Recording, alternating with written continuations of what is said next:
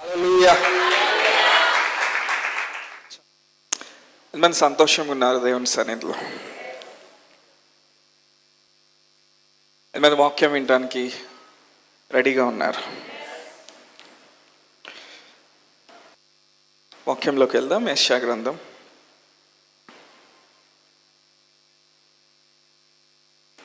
44వ అధ్యాయం 44 మొదటి 5 వచనాలు చదువుదాం అందరం కలిపి. ఆయనను నా సేవకుడు ఒక యాకోబు, నేను ఏర్పరచుకొనిన ఇజ్రాయేలు వినుము. నిన్ను సృష్టించి గర్భంలో నిన్ను నిర్మించి నీకు సహాయం చేయవాడైన యెహోవా ఇలాగు సెలవిచ్చున్నాడు. నా సేవకుడు ఒక యాకోబు, నేను ఏర్పరచుకున్న యెషూరును, భయపడకము. నేను దప్పిగల వారి మీద నీళ్లను, ఎండిన భూమి మీద ప్రవాహ జలాలను కుమ్మరించదను. నీ సంతతి మీద నా ఆత్మను కుమ్మరించదను. నీకు పుట్టిన వారిని నేను ఆశ్రదించను. 4వ వచనం, నీటి కాలువల యొద్ద నాటబట్టిన నిర్వంజి చెట్లు గడ్డిలో ఎదుగునట్లు వారు ఎదుగుదురు. ఒకడు నేను యెహోవా వాడినను, మరి ఒకడు యాకోబు పేరు చెప్పుకొనను, మరి ఒకడు యెహోవా వాడినని తన చేత్తో రాసి ఇజ్రాయేలును మారు పేరు పెట్టుకొనను. చాలు. ఈ భాగాన్ని మనము మునుపు చదివి ఉంటాం కొన్నిసార్లు. సో యెషయా ద్వారా దేవుడు ఈ మాటలు ఆయన మాట్లాడుతూ ఉన్నాడు. సో యెషయా ప్రవక్తని దేవుడు వాడుకుంటా ఉన్నాడు తన వాక్కుని యెషయాలో పెట్టి. ఈ సందర్భంలో ఏం జరుగుతూ ఉందంటే, ఇజ్రాయెల్ ప్రజలు బబులోన్లో వాళ్ళు చెరగా తీసుకొని పోబడ్డారు. ఆ బానిసత్వంలో వాళ్ళు బ్రతుకుతూ ఉన్నప్పుడు దేవుడు తన ప్రజలతో ఆయన మాట్లాడుతూ ఉన్నాడు తన ప్రవక్త ద్వారా. ఎంతమంది నాతో ఉన్నారు? మీ అటెన్షన్ నాకు కావాలి, మీ ఫోకస్ నాకు కావాలి. సో దేవుడు తన ప్రజలతో మాట్లాడుతూ ఉన్నాడు. ఈ సందర్భాన్ని మనం పరిశీలించినప్పుడు వాళ్ళు బానిసత్వంలోకి ఎందుకు వచ్చారంటే, ఎప్పుడైతే కొంతమంది రాజులు ఎవరైతే ఇజ్రాయేల్ని పరిపాలించారో వారు దేవుని మార్గంలో నడవకుండా ఇతర విగ్రహముల వైపు వాళ్ళు తిరిగి వేరే వాటిని వాళ్ళకు ఆధారంగా చేసుకున్నప్పుడు దేవుడు ఏం చేశాడంటే వీళ్ళు చెరగా తీసుకొని పోబట్టడానికి ఆయన అనుమతించాడు. సో దేవుడు మాట్లాడుతూ ఉన్నాడు తన ప్రజలతో, మీరు బానిసత్వంలో ఉన్నారు, మీరు చెరలోనికి తీసుకొని రాబడ్డారు, కానీ నేను మీ జీవితంలో నేను పనిచేయాలనుకుంటున్నాను, మీ జీవితాల్లో నేను కార్యాలు చేయాలనుకుంటున్నాను. హల్లెలూయా. ఇంకో మాటలో చెప్పాలంటే, దేవుడు వాళ్ళు ఉన్నటువంటి ఆ చెర అనుభవం కంటే దానికి మించి దేవుడు వాళ్ళతో మాట్లాడాలనుకుంటున్నాడు. ఎందుకంటే దేవునికి తెలుసు తన ప్రజల్ని ఆయన బయటికి తీసుకొని రాబోతూ ఉన్నాడని. సో కొంత సమయం వరకే, దాదాపు ఒక 70 సంవత్సరాల వరకే వాళ్ళు ఆ చెరలో ఉన్నారు ప్రవచనాన్ని బట్టి. ఇప్పుడు దేవుడు ఏమంటా ఉన్నాడంటే తన ప్రవక్త ద్వారా, మీరు పాడైపోయిన స్థితిలో ఉన్నారు, మీరు శిథిలమైపోయిన స్థితిలో ఉన్నారు, మీరు నాతో ఏమాత్రము కనెక్షన్ లేకుండా ఉన్నారు, సంబంధం లేకుండా ఉన్నారు, కానీ నేనే ఒక అడుగు ముందుకేసి మీ జీవితాల్లో నేను కార్యాలు చేయాలనుకుంటున్నా అంటున్నాడు దేవుడు. ఆమేన్. దేవుడు ఏమంటున్నాడు? నేనే ముందుకు వచ్చి మీ జీవితాల్లో కార్యాలు చేయాలనుకుంటున్నాను, నేనే మీ జీవితాన్ని బాగు చేయాలనుకుంటున్నాను. హల్లెలూయా. సో యెషయా ప్రవక్తతో ఉన్నటువంటి ప్రత్యేకత ఏంటంటే, ఆ రోజుల్లో ఉన్న పరిస్థితుల్ని ఉద్దేశించు తను రాస్తా అక్కడ నుండి కొన్ని వందల సంవత్సరాల ముందుకు వెళ్ళి యేసు ప్రభువు వారు ఈ భూమి మీదకి రావటం, ఆయన శిలువ కార్యం, ఆయన చేసేటువంటి విమోచన కార్యం, వాటన్నిటిని చూసి ఆ తర్వాత సంఘము ఎలా ఉండబోతుందో వాటిని కూడా యెషయా ముందుగా చూసి ఈ భాగాన్ని రాస్తా ఉన్నాడు. అంటే యెషయా ప్రవక్త మాట్లాడుతూ ఉన్నప్పుడు ఆ రోజులో జరుగుతున్న పరిస్థితుల గురించి మాత్రమే మాట్లాడలే. అందుకని యెషయా గ్రంథం అనేది అదొక బ్రిడ్జి లాంటిది అనమాట.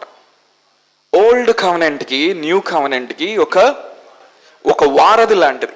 ఏంటది? యెషయా గ్రంథం. యెషయా గ్రంథం చదివినప్పుడు మనకేం అర్థమవుతుందంటే, పాత నిబంధనలో దేవుడు ఎలా పనిచేసేవాడో అక్కడ నుండి దేవుడు ఆయన శిలువ కార్యం, తన కుమారుని యొక్క శిలువ కార్యం జరిగిన తర్వాత, సంఘం మీద తన ఆత్మ కుమ్మరించబడిన తర్వాత నూతన సృష్టితో దేవుడు ఎలా పనిచేయబోతున్నాడు, ఈ రెండింటిని కలిపేది యెషయా గ్రంథం అన్నమాట. హల్లెలూయా.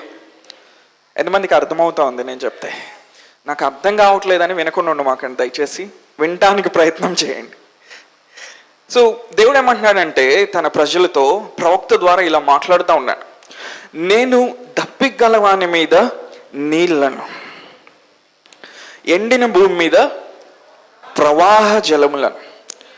అందరు చదువుతారా? నెక్స్ట్ మాట అందరు చదువుతారా? నీ సంతతి మీద నా ఆత్మను కుమ్మరించేది. తర్వాత ఏమన్నాడు? నీకు పుట్టిన వారిని నేను ఆస్వాదించాను.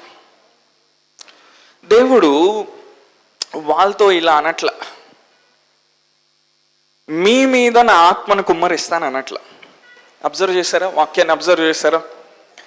మీ కాన్సన్ట్రేషన్ పెట్టారా అక్కడ? దేవుడు ఇలా అనట్ల, ఇప్పుడు మీ మీద నా ఆత్మను కుమ్మరిస్తాను అనట్ల. ఏమంటున్నాడు ఆయన? నీ సంతతి మీద. దేవుడు మళ్ళా వాళ్ళతో మాట్లాడేటప్పుడు మిమ్మల్ని నేను ఆశీర్వదిస్తాను అనట్ల. ఎక్కడో తేడా ఉంది కదా. అదేంటి? దేవుడు వాళ్ళని ఆశ్రయించవచ్చు కదా. దేవుడు ఏమంటున్నాడు? నీకు పుట్టిన వాణిని, నీ మీద నా ఆత్మను కుమ్మరిస్తానన్నట్ల. ఈ భాగంలో దేవుడు ఏమంటున్నాడు? దేవుడు నీ సంతతి మీద. అందరు చెప్తారా? నా సంతతి మీద, నాకు పుట్టిన వారిని. దేవుడు ఏమంటున్నాడు? నీ సంతతి మీద తన ఆత్మను కుమ్మరిస్తాడంట, నీకు పుట్టిన వారిని ఆయన ఆశీర్వదిస్తాడంట. హల్లెలూయా. కానీ దేవుడు ఇంకొక కండిషన్ ఇస్తా ఉన్నాడు. అదేంటంటే, మీరు కానీ దప్పికొనేవారుగా ఉండగలిగినట్లయితే, మీకు కానీ దాహం వేస్తే, ఇంకో మాటలు చెప్పాలంటే మీరు కానీ ఆశపడితే. హల్లెలూయా. ఎండాకాలంలో మనకి దాహం వేసినప్పుడు ఎలా ఉంటుంది? ముందు వాటర్ తాగాలి, అవునా? నువ్వు స్వీట్ తిన్నా, బిర్యానీ తిన్నా, ఐస్ క్రీమ్ తిన్నా ఆ దాహం తీరదు. ముందు ఏం చేయాలి? కంపల్సరీగా వాటర్ తాగాలి. అందులో కొంచెం చల్లగా ఉంటే ఇంకా బాగుంటుంది. సో దేవుడు ఏమంటున్నాడు ఇజ్రాయెల్ ప్రజలతో, మీరు రాజులు మిమ్మల్ని పరిపాలిస్తూ ఉన్నప్పుడు, ఎప్పుడైతే రాజులు నా మార్గంలో నడవకుండా వేరే విగ్రహాల వైపు తిరిగారో మీరు కూడా అదే పని చేశారు. అలా చేయటం వలన మీరు నశించిపోతా వచ్చారు. మీరు ఎప్పుడైతే నశించిపోతున్నారో మీరు బబులోన్ యొక్క చెర కిందకి తీసుకొని రాబడ్డారు. ఒక దేశము బాగా బలహీనంగా అయిందనుకో ఏమవుతుంది? ఒక దేశంలో ఉన్న మిలిటరీ వ్యవస్థ, ఆర్మీ చాలా బలహీనంగా ఉందనుకో ఏమవుతుంది? ఒక పవర్ఫుల్, ఇంకొక శక్తివంతమైన దేశం వచ్చి వీళ్ళ మీద దాడి చేసి వీళ్ళకున్న సమస్తాన్ని ఆక్రమించుకుంటుంది. సో ఇజ్రాయేల్ ఎప్పుడైతే దేవుని వైపు చూడకుండా అన్య విగ్రహముల వైపు చూడటం మొదలుపెట్టారు. సో యెషయా రాస్తా ఉన్నప్పుడు ఉజ్జియా, యోతాము, ఆహాజు, అవునా, వీళ్ళందరూ రాజులుగా ఉన్నారు. ఆ టైం పీరియడ్లో, ఆ కాలంలో యెషయా ఇజ్రాయేల్ మీద ప్రవక్తగా ఉండి దేవుని విషయాల్ని ప్రజలతో మాట్లాడుతూ ఉన్నాడు. ప్రజలు ఏమైపోయారంటే, ఎప్పుడైతే రాజులు అన్య విగ్రహముల తట్టు వారు తిరిగారో ప్రజలు బలహీనమైపోయారు. ఎప్పుడైతే ప్రజలు బలహీనమైపోయారో ఆ దేశం యొక్క సెక్యూరిటీ సిస్టమ్, భద్రతా సిబ్బంది అంతా కూడా బలహీనమైపోయింది. నేను చెప్తున్నాను, జాగ్రత్త వినండి. మనం ఎప్పుడైతే బలహీనం అవుతామో మన ఆత్మీయ జీవితంలో, మన సెక్యూరిటీ సిస్టమ్ అంటే మనము స్థిరంగా ఆయనలో నిలబడి ఆయన జీవాన్ని అనుభవిస్తున్న ఆ విధానంలో ఎప్పుడైతే మనం బలహీనం అవుతామో శత్రువు మనల్ని దాడి చేయడానికి అవకాశం ఉంటుంది. బలవంతుడిని ఎవరేం చేయలేరు. ఎవరైనా ఏమైనా చేస్తారా? ఎవరిని చేయగలుగుతారు? బలహీనం చేయగలుగుతారు. అపవాది ఎందుకు వస్తాడంటే బలహీనపరచడానికి వస్తాడు. వాని యొక్క ప్రణాళిక ఏంటంటే నిన్ను ఎలా అయినా నువ్వు బ్రతికినంత కాలం నిన్ను బలహీనపరిస్తే, నిన్ను వీకెండ్ చేస్తే, ఏదో ఒక సమస్యలో నిన్ను ఇరికించి నీ సంవత్సరాలన్నీ అలా వృధా చేస్తే వాడు హ్యాపీగా ఉంటాడు. ఎందుకో తెలుసా? నీ ద్వారా ఈ భూమి మీద జరగాల్సిన ప్రణాళిక అంతా ఆగిపోతుంది.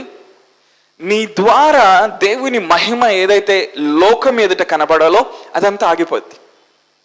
సో ఇక్కడ దేవుని ప్రజలు చెరలోకి వచ్చిన తర్వాత దేవుడు ఏమంటున్నాడంటే నేను మిమ్మల్ని ఇక్కడ వదిలిపెట్టట్లా. ఎంతమంది నన్ను ఫాలో అవుతా ఉన్నారు? మీ రెస్పాన్స్ కావాలి. ఒకసారి హల్లెలూయా చెప్తారా? దేవుడు ఏమంటున్నాడు తన ప్రజలతో, మీరు చెరలో ఉన్నారు, మీరు బానిసత్వంలో ఉన్నారు, అయినా నేను మిమ్మల్ని ఇక్కడ వదిలిపెట్టట్లా. ఇంకో మాట దేవుడు ఏమంటున్నాడంటే ఇప్పుడు కానీ నేను మిమ్మల్ని ఆశీర్వదించాలంటే మీరు సరైన స్థానంలో లేరు, అందుకే నేను మిమ్మల్ని ఆశ్రయించట్లా. ఏంటండి అందరూ కోపంగా ఉన్నారు ఆ మాట వినగానే? దేవుడు మాట్లాడుతున్నాడు తన ప్రవక్త ద్వారా. నేను మిమ్మల్ని ఆశ్రయించాలంటే మీకు ఈ బానిసత్వపు మనసు పోయి మీరు బయటకు వచ్చి మీరు చేసేసరికి ఇంకొన్ని 100 సంవత్సరాలు పట్టిద్ది. అందుకని నేను ఒక మాట ఇస్తున్నా. దేవుడు వాళ్ళని ఎందుకు ఆశ్రయించట్లా? దేవునికి తెలుసు వాళ్ళ మనస్సు మార్చుకొని వాళ్ళ ఆత్మీయంగా ఒక స్థానం రావడానికి వాళ్ళ తరం గడిచిపోయిద్దని దేవునికి తెలుసు. మొట్టమొదటి వాళ్ళు ఆ స్థానంలోకి ఎందుకు వచ్చారు?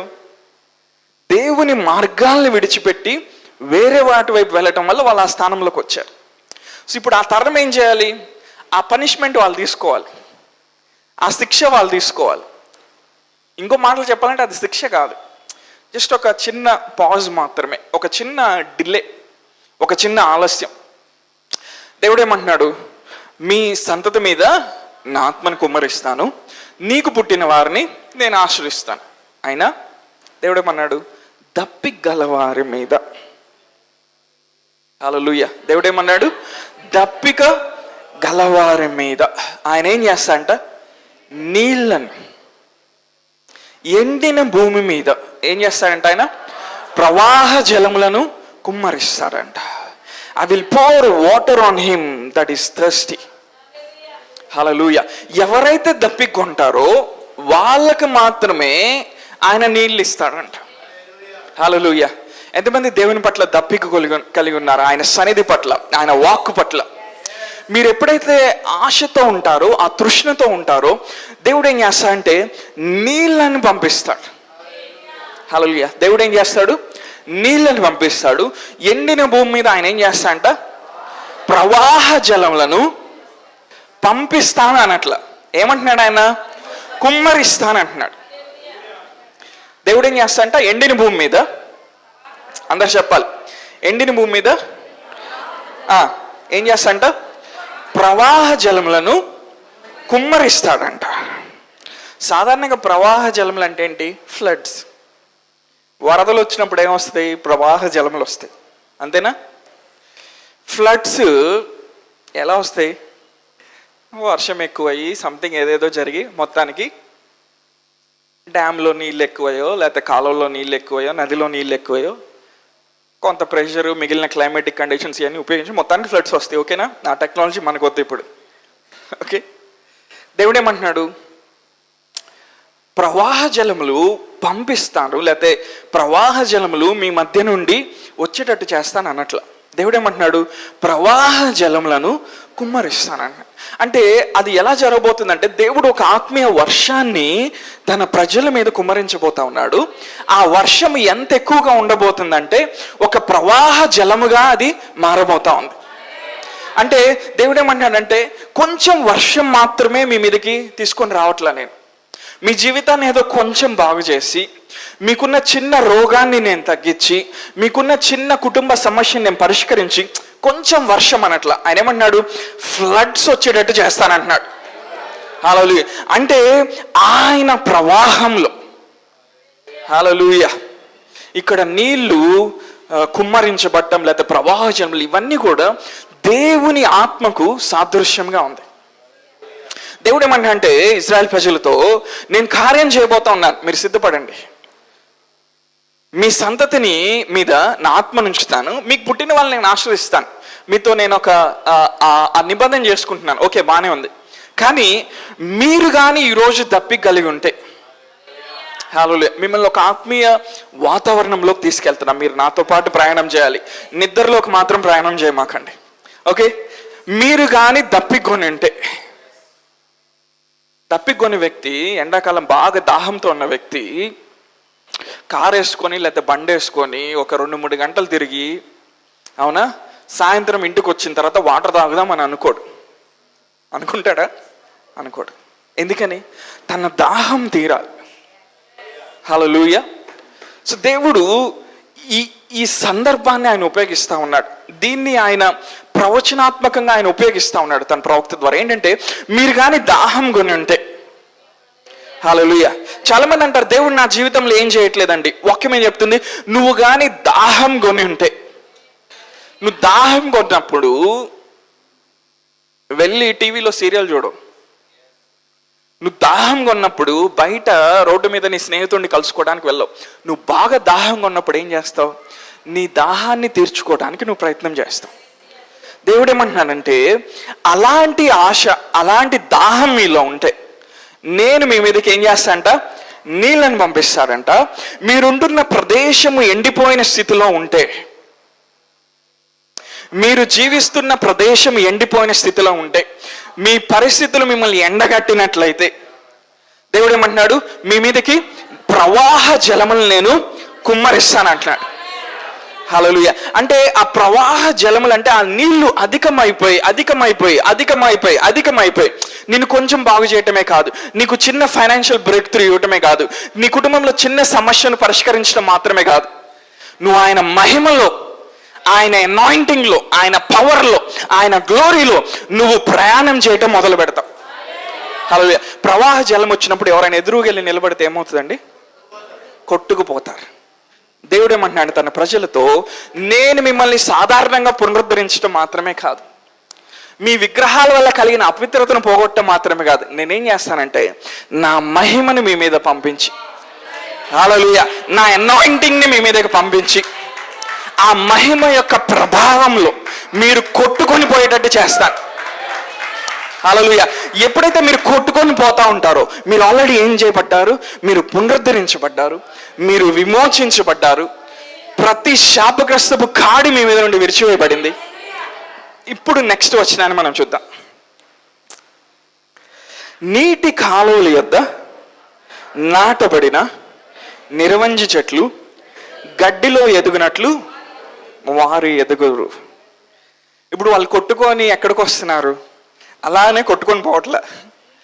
వాళ్ళు ఎక్కడికి వస్తున్నారు? నీటి కాలువల యొద్దకు వస్తూ ఉన్నారు. నీటి కాలువల యొద్ద,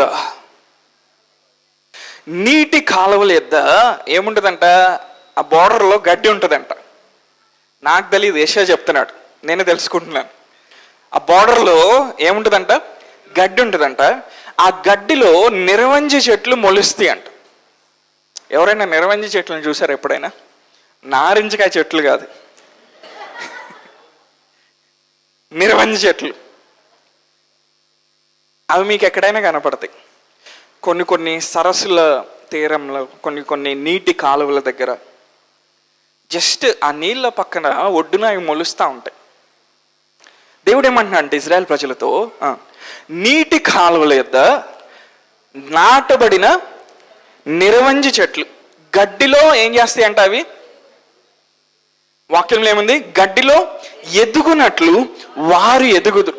అంటే ఈ నిరవంజి చెట్లు ఏం చేస్తాయి అంటే, ఎవరు వాటికి నీళ్లు పోయాల్సిన అవసరంలా, ఎవరు వాటి చుట్టూ పాదులు తీసి ఎరువులు వేయాల్సిన అవసరంలా, అవి నీటి కాలువల యొద్ద నాటబడి ఉంటాయి. అవి నీటి కాలువల యొద్ద నాటబడి ఉన్నప్పుడు వాటి వేర్లు ఏం చేస్తాయి అంటే, నేను చెప్తాను జాగ్రత్త వినండి, వాటి వేర్లు ఏం చేస్తాయి అంటే ఆ నీటి కాలువకి కనెక్ట్ అయి ఉంటాయి. ఆ నీటి కాలువలో ఉన్న నీరుని ఆ వేరు లాక్కుంటా ఉంటాయి. ఆ నీటి కాలువలో ఉన్న మినరల్స్ని, ఆ నీటి కాలువలో ఆ చెట్టుకి అవసరమైనటువంటి పదార్థాలని ఆ చెట్టు ఏం చేస్తుందంట, లాక్కుంటుందంట. నిరవంజి చెట్లు అవి ఎండిపోవు తొందరగా. ఎందుకు ఎండిపోవాయి? నీటి కాలువల యొద్ద నాటబడి ఉంటాయి. వాటి మొద్దుని, వాటి స్టెమ్ని, అవునా, మనుషులు ఉపయోగించుకొని ఫర్నిచర్ చేసుకుంటారు. అంటే అంత స్ట్రాంగ్గా ఉంటుంది. ఎందుకని? అవి నీటి కాలువల యొద్ద నాటబడి ఉంటాయి. దేవుడు ఏమంటున్నాడు తన ప్రజలతో, నేను మిమ్మల్ని బాగు చేయటమే కాదు, నేను మిమ్మల్ని బయటికి తీసుకొని రావటమే కాదు, నేను నా మహిమను మీ మీద కుమ్మరించడం మాత్రమే కాదు, నా ప్రవాహ జలములు వచ్చి మిమ్మల్ని కొట్టుకొని పోవటం మాత్రమే కాదు, నేను మిమ్మల్ని ఒక ప్లేస్కి తీసుకొని వస్తాను, మిమ్మల్ని స్థాపించే ఒక ప్లేస్కి తీసుకొని వస్తా ఉన్నాను. అంటే మీరు స్థాపించబడినప్పుడు ఇంకెన్నడూ మీరు బానిసత్వంలోకి వెళ్ళరు. మీరు స్థాపించబడినప్పుడు ఇంకెన్నడూ చెరలోకి వెళ్ళరు. మీరు స్థాపించబడినప్పుడు ఇంకా బలమైన వాడు వచ్చి మిమ్మల్ని ఆక్రమించుకోలేడు. దేవుడు ఏమన్నా అంటే, పరిశుద్ధాత్మ దేవుడు ఉదయకాలము మీరు ఎప్పుడైతే ఆయన వాక్యం అనే ఆ ఊటల యొద్ద మీరు నాటబడి ఉంటారు, ఈ భూమి మీద ఏ శత్రువు కూడా, ఏ చీకటి శక్తి కూడా, ఏ అనారోగ్యం కూడా, ఏ సమస్య కూడా మిమ్మల్ని ఆక్రమించుకోలేదు. It cannot possess you again. It cannot occupy you again. Because you are established. Your roots are established in the rivers. ఆ నదుల యొద్ద, ఆ నీటి కాలువల యొద్ద మీ వేర్లు నాటబడినాయి. గొప్ప విషయం ఏంటో తెలుసా? ఎదుగుతానే ఉంటారు. దేవుడు ఒక గ్లోరీని, ఒక గ్లోరీ డైమెన్షన్ ఆయన రిలీజ్ చేస్తూ ఉన్నాడు. ఒక మహిమలో ఉండే కోణం గురించి ఆయన మాట్లాడుతున్నారు. మీరు ఎప్పుడైతే నీటి కాలువల యొద్ద నాటబడతారో మీరు ఎదుగుతా ఉంటారు. మీ పక్కన ఉన్న వ్యక్తి చెప్పండి, నువ్వు ఎదుగుతా ఉంటావు.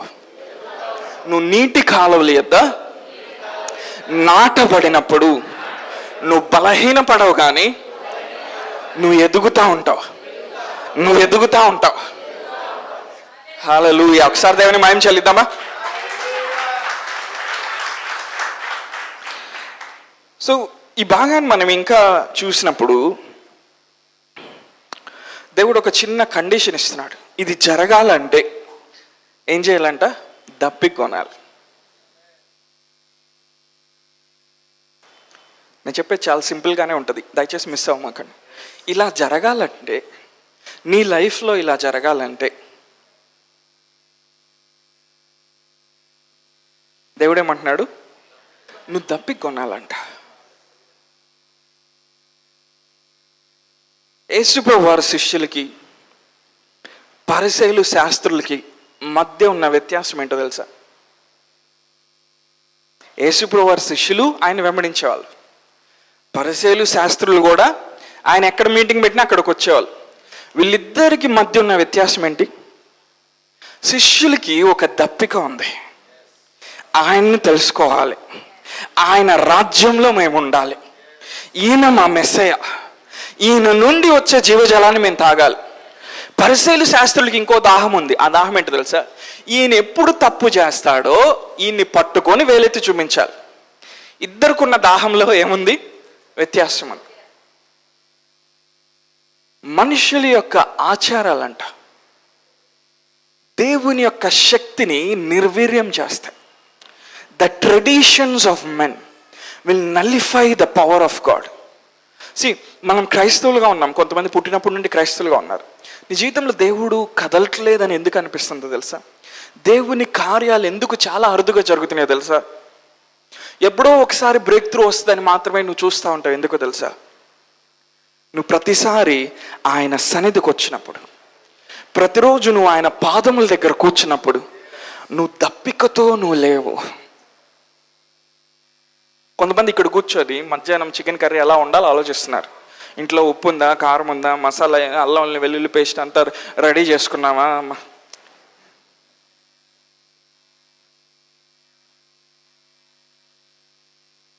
మనం అన్నిటినీ అతిక్రమిస్తా మనకేం జరగట్లేదని బాధపడతాం. దేవుడు ఏమంటున్నాడు? ఈరోజు కానీ నువ్వు తప్పికొని ఉంటే, నువ్వు ఆయన సన్నిధికి ఎలా వస్తున్నావు? ఓకే, ఈరోజు సండే లేట్ అయిపోతుంది, బట్ 10 నిమిషాల ముందు లేసావు, బ్రష్ చేసుకున్నావు, ఈలోపు ఏదో టిఫిన్ పెట్టారు, ఆర్డర్ పెట్టావు, అది లేటుగా వచ్చింది, ఈలోపు వర్షిప్ అయిపోయింది,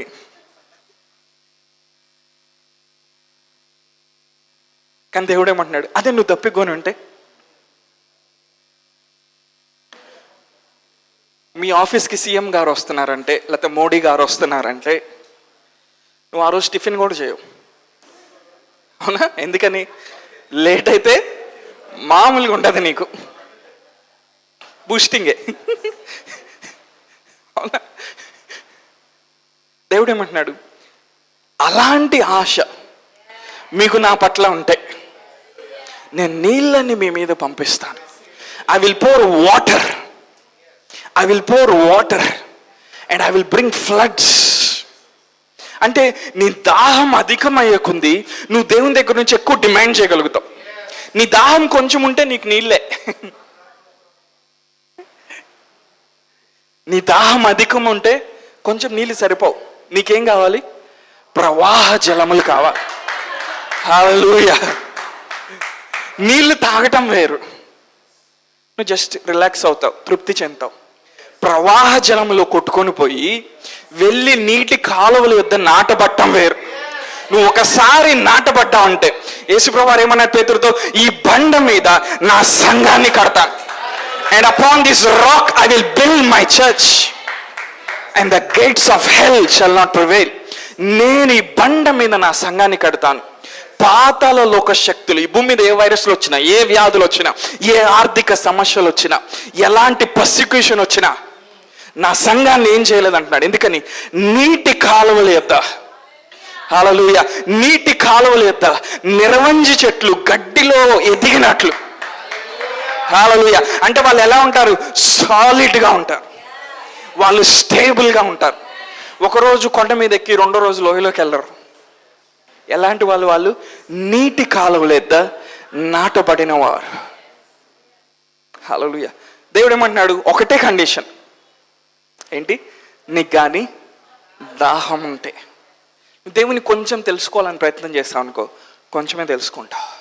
ఇంకొంచెం తెలుసుకున్నాక ప్రభా నాకు ఇంకా కావాలి.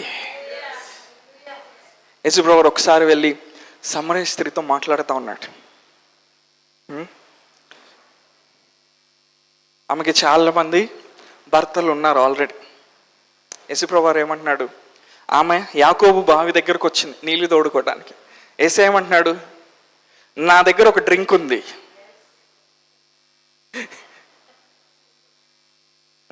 Super natural drink.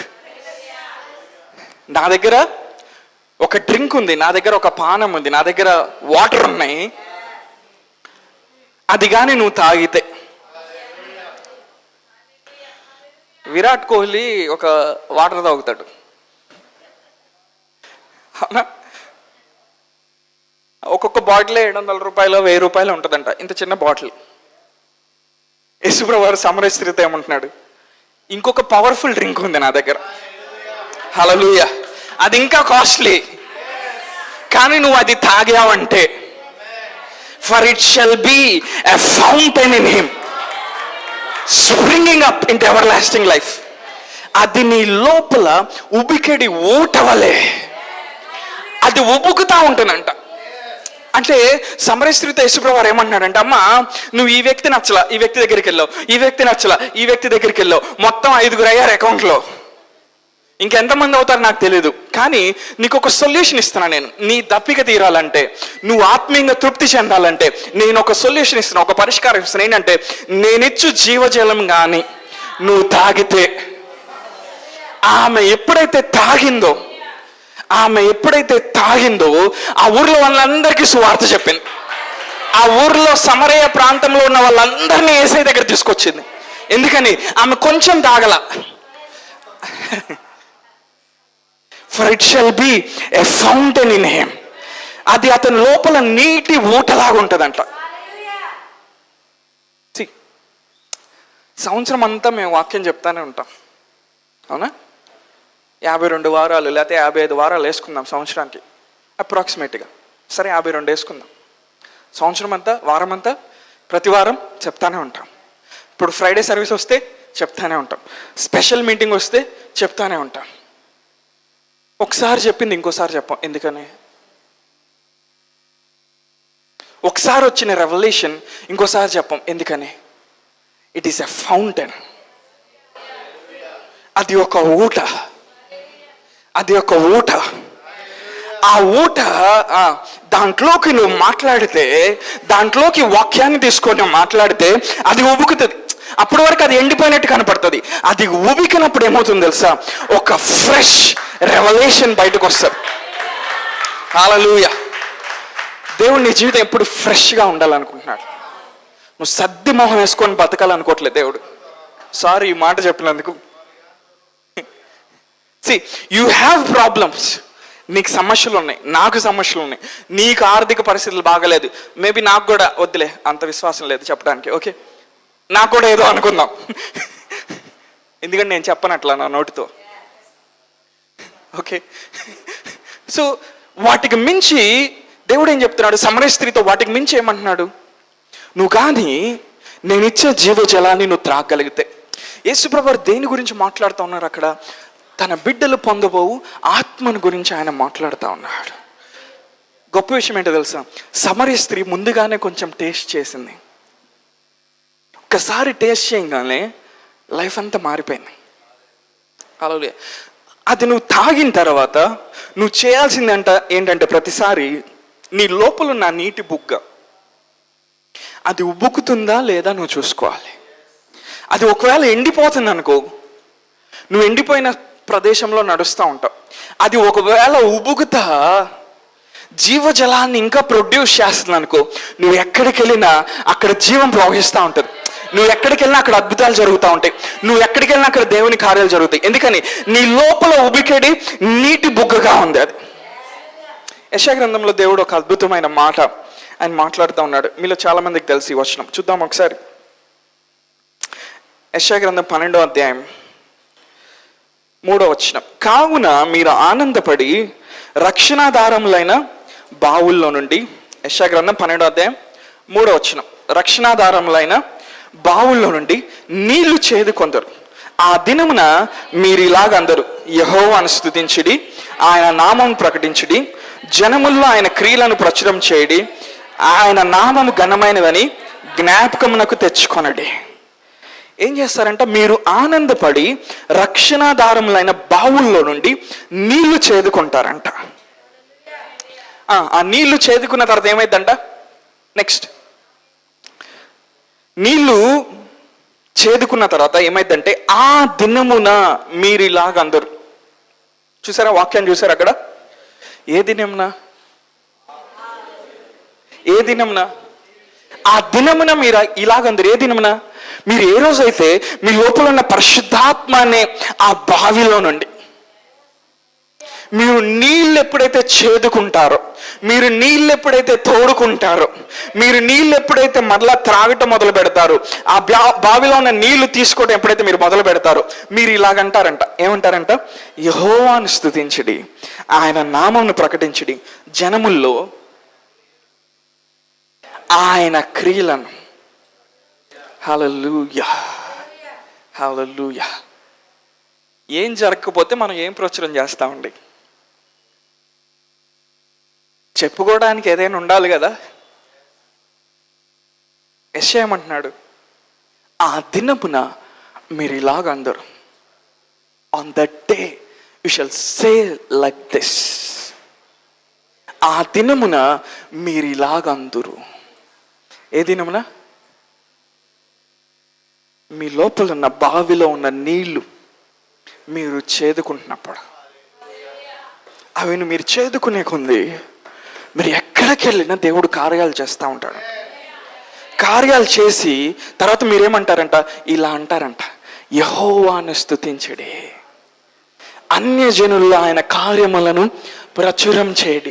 అంటే మీ నోరు తెరిచిన ప్రతిసారి, ఒక దేవుని ఎరగని వ్యక్తితో మీరు మాట్లాడి మీ నోరు తెరిచిన ప్రతిసారి, దేవుడు నా జీవితంలో ఇది చేశాడు, దేవుడు నాకు ఇలా చేశాడు, దేవుడు నిన్ను ఇలా పైకి తీసుకొచ్చాడు, దేవుడు నన్ను ఇలా ఆశ్రయించాడు, దేవుడు నన్ను ఇలా వ్యాధులోంచి బయటకు తీసుకొచ్చాడు, దేవుడు ఇలాగ మానసికంగా నన్ను స్వస్థపరిచాడు, దేవుడు నా ఎముకలను స్వస్థపరిచాడు, దేవుడి భయంకరమైన స్థితి నుండి నన్ను బయటకు తీసుకొచ్చాడు. Always always you are proclaiming the works of God. ఏదినమనా? నీళ్లు చేదుకున్నప్పుడు. గొప్ప విషయం ఏంటో తెలుసా? నువ్వు చేదుకునే కొంది 10 సంవత్సరాలైనా, 100 సంవత్సరాలైనా 1000 సంవత్సరాలైనా నువ్వు చేదుకోగలిగితే వస్తానే ఉంటాయి. హల్లెలూయా. దేవుడు నీ లోపల ఏం పెట్టాడు నువ్వు ఆలోచించాలి. అందుకే నువ్వు ఎప్పుడు శపించుకోకూడదు. పరిస్థితులు బాగానప్పుడు నువ్వు తిట్టుకోకూడదు. నేను నల్లగా ఉన్నాను, నేను ఎల్లో కలర్లో ఉన్నాను, నా బట్టలు బాగాలేదు, నాకు బోడిగుండు అయింది, వెనకాల బట్టు ఫ్రంట్ ఇది వచ్చింది, స్టమక్ వచ్చింది. లేదు, నీ లోపల ఒక నది ఉంది, నీ లోపల ఒక బావి ఉంది. అది నువ్వు దాంట్లో నువ్వు తోడడం ప్రారంభిస్తే అంట ఆయన కార్యాలు చేస్తానే ఉంటాడంట. హల్లెలూయా. నువ్వు ఆ కార్యాలు చూసి నువ్వు ఒకరోజు అంటా ఏం చేస్తా ఉంటా? ప్రచురం చేయాలి, చెప్పాలి. ఆయన కార్యం గురించి ఏం చేయాలి? చెప్పాలి. అన్ని జనులకు ఆయన కార్యముల గురించి ఏం చేయాలి? మనం చెప్పాలి. ఎప్పుడు చెప్పగలుగుతాం? మనం ఆ నీళ్ళని మనం త్రాగినప్పుడు, ఆ నీళ్ళని మనం చేదుకున్నప్పుడు, ఆ ఫౌంటైన్ లోపలికి మనం వెళ్ళి చూసినప్పుడు.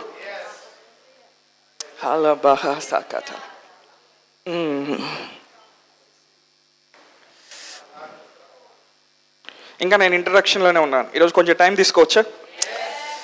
ఇందాక 44వ అధ్యాయంలో వచనం చూసాం కదా, మొదటి 5 వచనాలు. 5వ వచనంలోకి వెళ్దాం. ఒకడు నేను యెహోవా వాడినను, మరి ఒకడు యాకోబు పేరు చెప్పుకొనడు, మరి ఒకడు యెహోవా వాడినని తన చేతితో రాసి ఇజ్రాయేలును మారు పేరు పెట్టుకొనను. వాళ్ళంట నిర్వంజి చెట్లులాగా నీటి కాలువల వద్ద ఎదగడం ప్రారంభించినప్పుడు వాళ్ళు ఇలా చెప్పుకుంటారంట. ఏమని? పలానా గోత్రానికి చెందిన వ్యక్తిని అని కాదు, మాది పలానా ఇది అని కాదు. వాళ్ళు ఏమని చెప్పుకుంటారంట? నేను యెహోవా వాడను. హల్లెలూయా. ఎప్పుడైతే నీ నోటితో చెప్పావా నేను దేవునికి చెందిన వాడిని? మీ స్పిరిట్తో నేను మాట్లాడుతున్నా, మీ మైండ్తో నేను మాట్లాడట్లా. మీ మైండ్కి అర్థం కాకపోయినా మీ స్పిరిట్ నన్ను క్యాచ్ చేస్తుంది. నువ్వు చెప్తావంట ఏంటని? నేను యెహోవా వాడను. సమస్యలు నీ మీదకి వస్తున్నప్పుడు నువ్వు చెప్తావు నేను యెహోవా వాడను. భూమి మీదకి వైరస్లు వస్తా ఉన్నప్పుడు నువ్వు చెప్తావు నేను యెహోవా వాడను. ఆర్థికపరమైన నష్టాలు వస్తున్నప్పుడు నువ్వు చెప్తావు I belong to the Lord. నేను యెహోవా వాడను, నేను యెహోవా వాడను. ఇప్పుడు నీకు ఒక కాన్ఫిడెన్స్ వచ్చింది. ఎందుకు వచ్చింది? నువ్వు నాటబడ్డావు. నువ్వు నాటబడ్డావు, నీకు తెలుసు ఇంకా నువ్వు ఎండిపోవని నీకు తెలుసు, నువ్వు ఎప్పుడు ఎదుగుతానే ఉంటావని తెలుసు. నూతన నిబంధనలు దీన్ని ఏమంటారంటే ఎవర్ ఇంక్రీజింగ్ గ్లోరీ అంటారు. తరిగిపోనటువంటి మహిమ. మోషే ఏం చూశాడు? తరిగిపోయే మహిమను చూశాడు. ఆయన్ని చూసి వచ్చాడు, ముఖం మీద ముసుకేసుకున్నాడు, తగ్గిపోతుందని జనాలకు చూపించకుండా ఉండటానికి. కానీ ఈ మహిమ అంట ఎలాంటి మహిమ అంట? Ever increasing glory.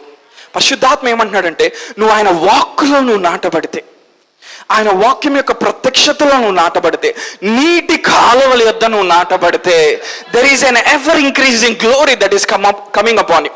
తరిగిపోనటువంటి మహిమ, తరిగిపోనటువంటి అనాయింటింగ్ నీ మీదకి వస్తుంది. నువ్వు నాటపడ్డావు కాబట్టి ఇప్పుడు నువ్వు చెప్తావు then I belong to the Lord. నేను యెహోవాకు చెందిన వాడిని. నీ లైఫ్ ని వెనక్కి తిరిగి చూసినప్పుడు చెప్తావు నేను ఈరోజు ఈ స్థానంలోకి వచ్చానంటే, ఈరోజు దేవుడు నన్ను ఇక్కడ దాకా తీసుకొచ్చాడంటే, దేవుడు నా పరిస్థితులు మార్చాడంటే, దేవుడు నా కుటుంబాన్ని లేపాడంటే I belong to the Lord. నేను యెహోవాకు చెందిన వాడిని. హల్లెలూయా. పాత నిబంధనలో దేవుడు ఏమన్నాడు? నేను రోషం కలిగిన వాడిని. ఇజ్రాయేలు నా తోడు, ఇజ్రాయేలు భూమి మీద ఎవరికి జరగని కార్యములు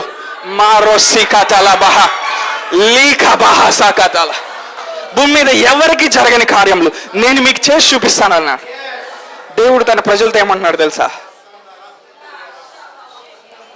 మీరు కానీ నాతో కనెక్ట్ అయితే, నేను ఇచ్చే జీవజలములు తాగటం మీరు మొదలు పెడితే, you will come to A position in the spirit. ఆత్మలో మీరు ఒక స్థానానికి వస్తారు. నేను యెహోవా వాడిని చెప్పాలంటే నా వెనకాల బ్యాక్గ్రౌండ్ ఉండాలి కదండి. ఏ బ్యాక్గ్రౌండ్ ఉండాలి? నా ఫ్రెండ్స్, కొలీగ్స్ వాళ్ళు కాదు. దేవుడు నా జీవితంలో ఏం చేశాడు, దేవుడు నన్ను ఎలా మార్చాడో, దేవుడు నా ఆర్థిక పరిస్థితిని ఎలా మార్చాడో, దేవుడు నన్ను ఎలా స్వస్థపరిచాడో, నేను ప్రార్థన చేసినప్పుడు దేవుడు ఎలా కార్యాలు చేస్తూ ఉన్నాడు, నేను ఏదైనా కాన్ఫిడెంట్గా చెప్పగలను. ఏంటి? I belong I belong to the Lord. నేను యెహోవా వాడను. హల్లెలూయా. ఇంకా లోపల తీసుకెళ్ళమంటారా? I am of the God kind, I am of the God class. మోషే దేవుని అడుగుతున్నాడు, ప్రభువా నువ్వు ఎవరు అని చెప్పాలా ఇజ్రాయేలుకి? నువ్వెవరివి? ప్రభువా నువ్వు నాతో మాట్లాడావు, బాగానే ఉంది. బయటికి తీసుకొస్తానంటున్నావు చెరలో నుండి, బాగానే ఉంది. నువ్వు ఎవరు అని చెప్తే నేనేం చెప్పాలి ప్రభా ప్రజలకి? లోపల చేయి పెట్టి కుష్ఠరోగం రాగానే మ్యాజిక్ చేయాలా? అఫ్ కోర్స్ దేవుడు అది చేయమన్నాడు అనుకో, చెప్తున్నా. లేకపోతే కర్ర వేస్తే అది పాము కావాలి, ఈ మ్యాజిక్ చేయాలా? దానికి ముందు దేవుడు ఏమంటారు తెలుసా మోషేతో? I am who I am, I am that I yam. నేను ఉన్నవాడను, నేను అనువాడని. అంటే నువ్వు ఏ పరిస్థితిలో ఉండ వెళ్ళినా ఆయన నీతో ఏమంటాడు తెలుసా? పరిశుద్ధాత్మ నీ లోపల ఉండి, నేను ఉన్నవాడను, నేను అనువాడను. I am that I am. It means I have something to say always. మనకి పరిస్థితి బాగోనప్పుడు మనం ఏమంటాం? మన ఫ్రెండ్ దగ్గరికి వెళ్ళి, కొన్నిసార్లు పాస్టర్ దగ్గరికి వచ్చి, లాస్ట్ ఫ్యామిలీ సండేలో కొన్ని ప్రాబ్లమ్స్ ఎలా ఉన్నాయంటే అవి సముద్రం లోపలికి వెళ్తే అడుగు భాగం కూడా తగలట్లా. ఏం చెప్తున్నా అర్థం కావట్లా కొంతమందికి, అంత కాంప్లికేటెడ్ ప్రాబ్లమ్స్. ఆ ప్రాబ్లంలో దేవుడు ఏమంటున్నాడంటే, నీ లోపల నీళ్ళు ఎప్పుడైతే నువ్వు చేదుకోవటం మొదలు పెడతావో, పరిశుద్ధాత్మతో కనెక్ట్ అయ్యి దేవునికి ఒక ఆ పైప్ లైన్ వేసుకుంటావో పరలోకానికి, లోపల ఆయన ఏమంటాడంట? నేను ఉన్నవాడను, నేను అనువాడను. నీ ఆర్థిక పరిస్థితులు ఆయన ఏమంటాడు తెలుసా? నేను అనువాడను. I have something to say, I have something to say inside of you. నువ్వు రోగంతో బాధపడతా ఉన్నప్పుడు ఆయన ఏమంటాడు తెలుసా? ఇది కాదు నీ ఫైనల్ డెస్టినేషన్. నేను అనువాడను. నేను అంటాను, నేనేమంటాను? స్వస్థపరుస్తా అంటాను. నేనేమంటాను? పునరుద్ధరిస్తా అంటాను. నేనేమంటాను? బాగు చేస్తా అంటాను. నేనేమంటాను? ఆశ్రయిస్తా అంటాను. నేను దప్పిగలవారి మీద నీళ్లను, ఎండిన భూమి మీద ప్రవాహ జలం, నీ సంతతి మీద నా ఆత్మను కుమ్మరిస్తాను. నీకు పుట్టిన వారిని, దేవుడేమన్నాడు? నీకు పుట్టిన వారిని హల్లెలూయా నేను ఆశీర్వదిస్తాను. ఎందుకో తెలుసా? నా విషయమే నువ్వు తప్పికొన్నావు. అంటే నీ లైఫ్లో ఉన్న ప్రయారిటీస్ అన్నిటికంటే నా మీద నువ్వు ఎక్కువ ఆశపడ్డావు కాబట్టి, నన్ను ఎక్కువ కోరుకున్నావు కాబట్టి, నీ సమస్య కన్నా, నీ పెయిన్ కన్నా, ఈరోజు నీకున్న బాధ కన్నా, నీకున్న వేదన కన్నా, నీకు జరిగిన చేదు అనుభవం కన్నా, మనుషుల వల్ల కలిగిన అవమానాల కన్నా, వీటికి మించి నువ్వు నన్ను కోరుకున్నావు కాబట్టి, హల్లెలూయా, ఆయన నీ జీవితాన్ని స్థిరపరిచిన తర్వాత నువ్వేమంటావంట? I belong to the Lord. నేను యెహోవా వాడని. హల్లెలూయా. అందరూ చెప్తారా? నేను యెహోవా వాడని. హల్లెలూయా. అంటే నీకు తెలుసు భవిష్యత్తులో నువ్వేం ఎదుర్కోబోతున్నా నీకు తెలుసు, నువ్వు ఎవరో నీకు తెలుసు. నువ్వేం చెప్తావు? నేను యెహోవా వాడని. నా దేవుడు నా లోపల, ఆయన ఉన్నవాడు, ఆయన అనువాడు, ఆయన ఉన్నాడని రుజువుపరుస్తాడు, ఆయన అనేవాడని రుజువుపరుస్తాడు. ఆయన అంటాడు నీ లోపల నుండి. He says something inside of your spirit. హల్లెలూయా. అబ్రహాము, నీ బంధువుల్ని, నీ కుటుంబాన్ని వదిలిపెట్టుకుని వచ్చావా? దేవుడేమన్నాడు అబ్రహాంతో?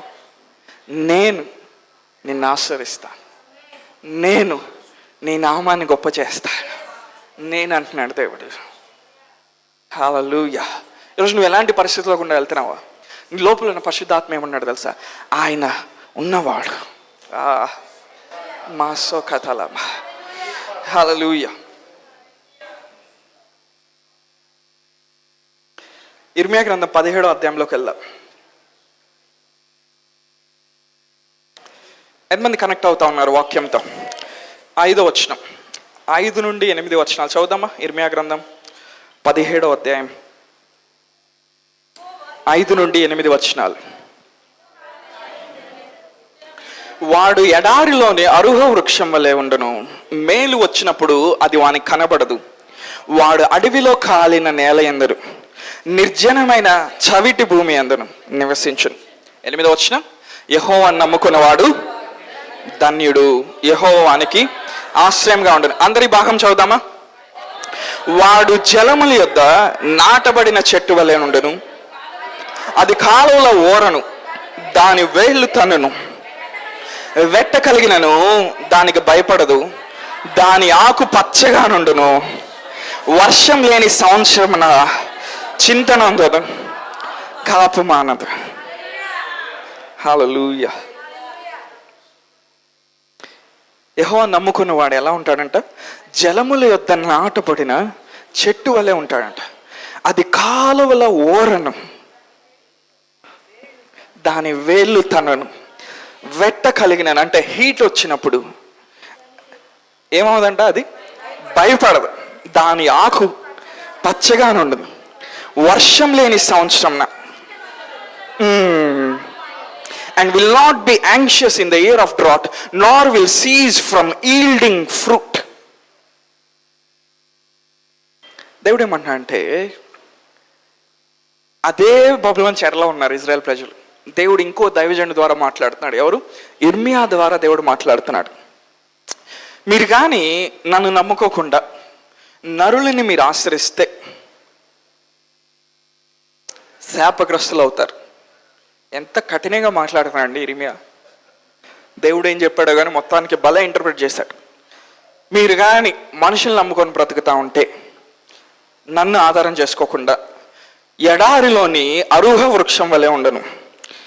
మేలు వచ్చినప్పుడు అది వానికి కనపడదు. వాడు అడవిలోని కాలిన నేల ఎందును, నిర్జనమైన చవిటి భూమి ఎందు నివసించదు. మీరు కానీ నరుల్ని ఆశ్రయిస్తా, యెహోవాని నమ్ముకోపోతే, దేవుని మీద ఆధారపడకపోతే, ఇర్మియా ఏమంటున్నాడు ఇజ్రాయెల్ ప్రజలతో? ఎడారిలో ఉంటారంట. ఎడారిలో ఎన్ని రెస్టారెంట్స్ ఉంటాయి చెప్పండి? గోరెంట్ల దగ్గర ఉన్న వాటర్ ట్యాంక్ అక్కడ ఉంటుందా? ఎడారిలో ఉండదు. మీరు ఎడారిలో అరుహ వృక్షం వల్లే ఉంటారంట. కాలిపోయి, మీరు ఎప్పుడైనా మంట వేసారా? ఎప్పుడైనా చిన్నప్పుడు క్రిస్మస్కి కానీ ఎప్పుడైనా అవి ఇవి పోగేసి, ఆకులు ఎండిపోయినాయి అన్నీ పోగేసి మంట వేసిన తర్వాత అంతా అది బూడిద అయిపోయిన తర్వాత ఫ్రెష్గా ఉంటుంది. అది నిర్జనమైన స్థితిలో ఉంటుంది, అక్కడ లైఫ్ ఉండదు. అది కాలిపోయి ఎండిపోయిన స్థితిలో ఉంటుంది. మీరు కానీ యెహోవాను నమ్మకపోతే, ఆయన్ని మీరు ఆధారం చేసుకోకపోతే మీరు అలా ఉంటారు. కానీ మీరు యెహోవాను ఆధారం చేసుకొని జీవిస్తే, ఆయన్ని మీరు ఆశ్రయిస్తే, అందరు చదువుతారు ఆ భాగం? జలముల యొద్ద నాటబడిన చెట్టు వలె నుండును, అది కాలువల ఓరను, దాని వేళ్ళు తనను. ఆలోచించారా? చెట్టుకి ఏమున్నాయి? వేర్లు ఉన్నాయి. వేర్లు తంతాయంట కాలువల ఓరలోకి. చెట్టు ఇక్కడ ఉంది, నీటి కాలువ ఇక్కడ ఉంది. దాని వేర్లంట లోపలికి వెళ్ళి ఆ నీటి కాలువలోకి కనెక్ట్ అయిపోయి తంతా ఉంటాయంట. తంత ఏంటి? ఇట్లా తన్నటం కాదు. వేర్లు తనటం అంటే ఎక్స్పాండ్ అవుతూ ఉంటాయి. హల్లెలూయా. అంటే వేర్లు రోజు రోజుకి ఏమవుతున్నాయి? ఇంకా స్ట్రాంగ్ అవుతున్నాయి, ఇంకా ఎక్స్పాండ్ అవుతూ ఉన్నాయి. హల్లెలూయా. మనం నీటి కాలువల యొద్ద నాటబడినప్పుడు అంట, మన ఆత్మీయ వేర్లు దేవుని యొక్క జీవనదిలోకి వెళ్ళి ఆ ఓరను తంతా ఉంటాయంట. ఇంకా డీప్, ఇంకా డీప్, ఇంకా డీప్, ఇంకా డీప్. అంటే నీ స్పిరిట్ యొక్క కెపాసిటీ ఏమవుతుందంటే ఎక్స్పాండ్ అవుతా ఉంది. నీ మైండ్ ఏమవుతుందంటే ఎక్స్పాండ్ అవుతా ఉంది. నీ రెవల్యూషన్, దేవుని గురించి నీకున్న ప్రత్యక్షత ఏమవుతుందంటే విశాలపరచబడతా ఉంది. అది లోపలికి వెళ్ళిపోతుంది. దేవుని యొక్క సముద్రం, దేవుని యొక్క నది లోపలికి వెళ్ళిపోతా ఉంది. అలా జరిగిన తర్వాత ఏం జరుగుతుందంట చూద్దామా వాక్యాన్ని? వెట్ట కలిగినను దానికి భయపడదు. ఇంగ్లీష్లో ఏమంటుందంటే హీట్ వచ్చినప్పుడు, వేడి అంటే దానికి ఎట్లాంటి శ్రమ వచ్చినా, ఎట్లాంటి ఇబ్బంది కలిగినా, ఎట్లాంటి శోధన ఆ వృక్షం ఎదుర్కొన్నా, ఆ వృక్షం ఎవరింతకి? మనమే. మర్చిపోయారా? మన గురించే నేను మాట్లాడుతున్నా, చెట్ల గురించి కాదు. చెట్లని పోలిక ఉపయోగిస్తున్నా. ఆ చెట్టు కంట వేడి తగిలినప్పుడు, ఆ విశ్వాసి కంట శ్రమ తగిలినప్పుడు, భయంకరమైన శోధన ఎదురైనప్పుడు హల్లెలూయా. ఏంటంట? భయపడరంట. Shall not fear. వర్షం లేని సంవత్సరమున, హల్లెలూయా, వర్షం లేని సంవత్సరమున, రెయిన్ పడట్లా, నేలంతా ఎండిపోయింది,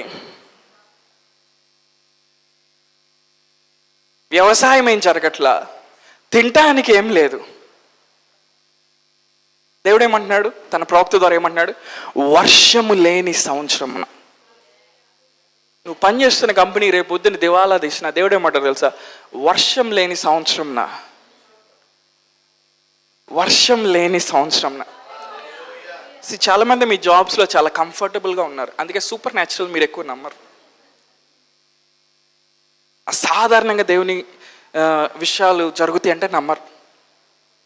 అదే మేమనుకో, ఈ నెల ఒక ఆఫరింగ్ ఇచ్చారనుకో, నెక్స్ట్ నెల వాళ్ళు ఎవరో మీరు ఇచ్చారు ఎప్పుడైనా అట్లా?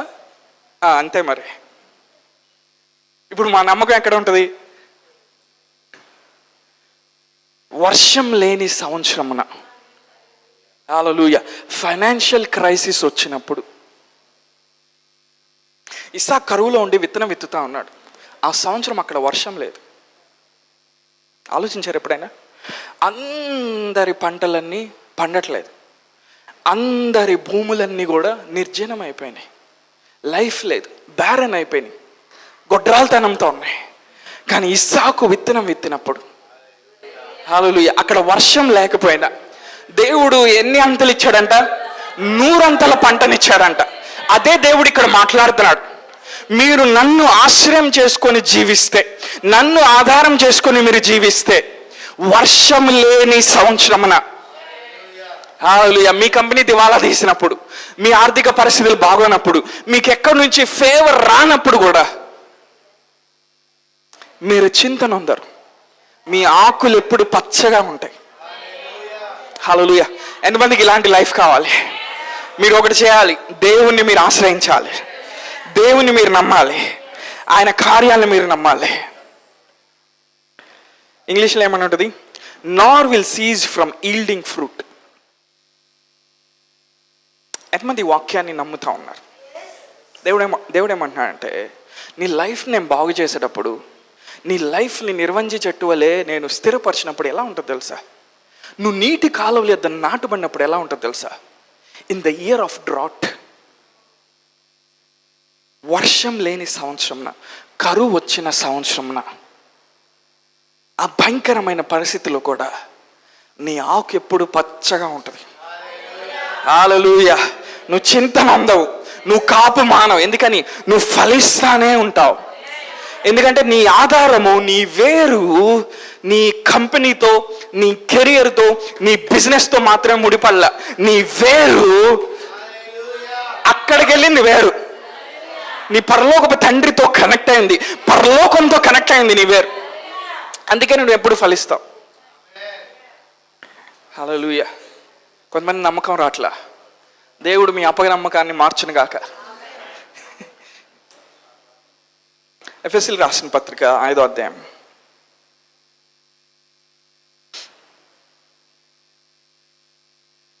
ఇక్కడ ఒక నీరు గురించి మాట్లాడుతూ ఉన్నాడు పౌలు. 25 నుండి 27 వచనాలు.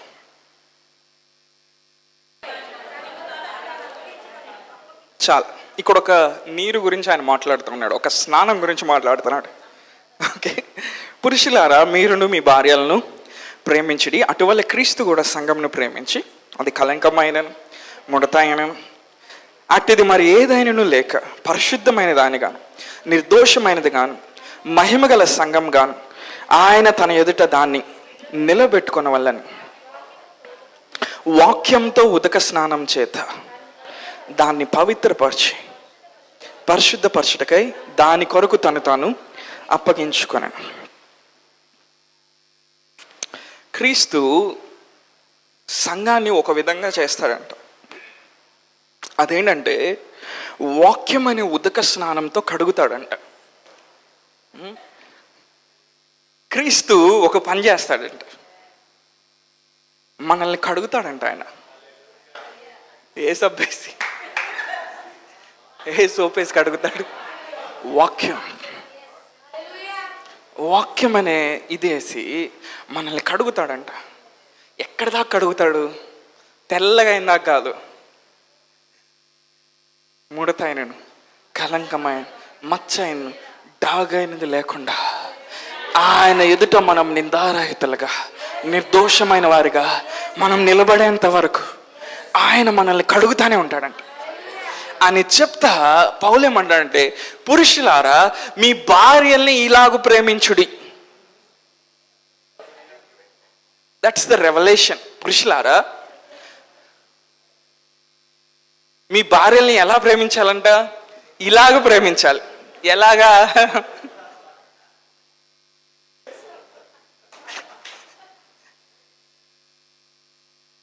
వేసి కడగమని కాదు, అంట్లు తోముతారు కదా, అది పీసి తీసుకొని రుద్దమని కాదు. హలో, వాక్యం అనే ఉదక స్నానం చేత. హల్లెలూయా. ఏంటట? వాక్యం అనే ఉదక స్నానం చేత. సాధారణంగా భర్తలు ఏ సోపు ఉపయోగిస్తారు? నేను వాటి గురించి మాట్లాడట్లా, భార్యతో మాట్లాడేటప్పుడు. ఏంటండి ఎంత స్లోగా ఉన్నారు మీరు? భర్త అంట వాక్యంతో కడగాలంట. ఇన్ని సంవత్సరాలుగా లేని కొత్త పద్ధతిని మీరు ఏదో చెప్తున్నారు బ్రదర్. ఈరోజు మీ కుటుంబం ఆశ్రయించబడాలని చెప్తా. అవసరం లేదంటే అవసరం లేదు. వాక్యం అనే ఉదక స్నానంతో కడగాలంట. హల్లెలూయా. ఏం చేయాలంట? భర్తలతో ఏమన్నాడు దేవుడు? మీ భార్యల్ని ఇలాగూ ప్రేమించడి. సాధారణంగా భర్తలు ఎలా ప్రేమిస్తారు? భార్య ఎక్కువ ఆలోచిస్తుంటే, వచ్చే డార్లింగ్ ఇలా వద్దమ్మా, మరీ ఎక్కువ ఆలోచిస్తున్నావమ్మా, ఏం కాదులేమ్మా, డబ్బులు వస్తేలేమ్మా, చీర నెక్స్ట్ వీక్ కొనుక్కుందాంలేమ్మా, నువ్వు చేయలేకపోతున్నావా, పని ఆమెను పెడదాంలేమ్మా.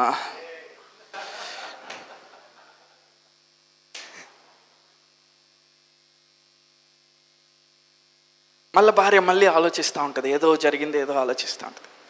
అలా కాదులే బుజ్జి, అలా కాదులే చిన్ని, నేను చెప్పాను కదా. కొంచెం పాష్గా ఉన్నారు, అలా కాదు డార్లింగ్, అది చేస్తా ఇంకోటి చేయాలంటున్నాడు పౌలు. ఏమన్నాడు? నువ్వు ఎప్పుడైతే పురుషునిగా నువ్వు వాక్యం ధ్యానిస్తావో, పరిశుద్ధాత్మ నీకు ఎప్పుడైతే ప్రత్యక్షత ఇస్తాడో నీకు, అదంట అది తీసుకొని నీ భార్యని కడగాలంట. హల్లెలూయా. నువ్వు కడిగితే ఏమవుతుందంటే, నీ లోపల ఉన్న వాక్య ప్రత్యక్షత ఆమె లోపల ఉంటుంది. మేబీ భార్య ఎక్కువ స్పిరిచువల్ అనుకుందాం. ఇప్పుడు ఆమె ఏం చేయాలి? ఆమె ఇంకా ఎక్కువ కడగాలి. ఎందుకంటే హస్బెండ్స్కి ఉండే మురికి ఇంకెక్కువ ఉంటుంది. నేను ఫిజికల్గా మాట్లాడట్లా, మనసులో ఆత్మీయంగా. ఆమె ఏం చేయాలి? ఇప్పుడు ఇన్ని కడగాలి. ఇద్దరు వాక్యం ద్వారా కలపబడినప్పుడు వాళ్ళిద్దరు ఎలా ఉంటారు తెలుసా? నీటి కాలువలు యొద్ద they are like trees planted by the rivers, giving forth its fruit in its season. అంటే ఆ ఫ్యామిలీ ఎప్పుడు ఫలిస్తానే ఉంటుంది. ఒకరోజు దేవుడు నాతో మాట్లాడాడు, నువ్వు అన్నీ చేస్తున్నావు, ఒకటి చేయట్లేదు తెలుసా అన్నాడు. ఏంది ప్రభు అన్న? ఈ వచనం చూపించాడు. ఆ దేవుడు చేస్తాడు ప్రభు అన్నా. నేను అన్నా, ఆమె కూడా బైబిల్ ఉంది, ఆమె కూడా స్పిరిచువల్గానే ఉంటుంది, ఆమె కూడా మెసేజ్ ఉంటుంది, ఆమె కూడా ప్రవచిస్తుంది, ఆమె కూడా అన్ని చూస్తుంది, ఆమె కూడా అన్ని తెలుస్తాయి. దేవుడు అన్నాడు, లేదు, నీ భార్యతో నీ భర్తతో వాక్యాన్ని మాట్లాడటం ప్రారంభించు. హల్లెలూయా.